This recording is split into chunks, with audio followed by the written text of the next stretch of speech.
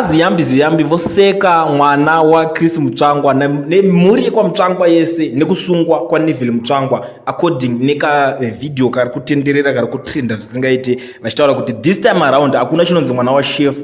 Vana vemashefu ivavo ndo vari kutokonzeresa zvinhu zviri kuitika ende tabva vanhu vese vabva vamhanyisa pfungwa dzavo nekuti tingori mumazuva ekusungwa kwaNeville Mutsvangwa. So pana panyaya iripo ndeyekuti vachiadresa masupporters avo muMashonaland West vakati the current clampdown did not consider whether the one is a child of party big wings.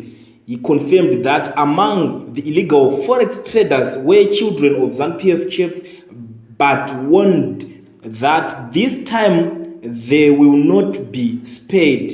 Vari kuita unyang'anya vana vemashefu rwendo runo hakuna mwana washefu ndo zvatiri kuita ndo mashoko akabva mumuromo mavaziyambi kavidhio kaike maona kari kungotenderera. Ini nione kuda kwechikonzero zvakasiyana siyana handizokwanisi kuti ndiwe nekavidhio ikako panapa ndichikaplaya nekuti munozviziva kuti ndikakaplaya kavidhio ikako pane zvinozoitika ende inini netimu rera hatinyatsolinga saka vanogona kubva vatanga kutoita se kutokanda shamu dzacho dzedzi handimadziziva dzekuti akashandisa kavidhio kedu mastrikes vakunoripota manje this time hatisi kuita izvozvo but ndo nyaya iripo muri Zimbabwe ameno imi makaitarisawo munoionawo semashoko achibva kuna minister of justice achitaura kuti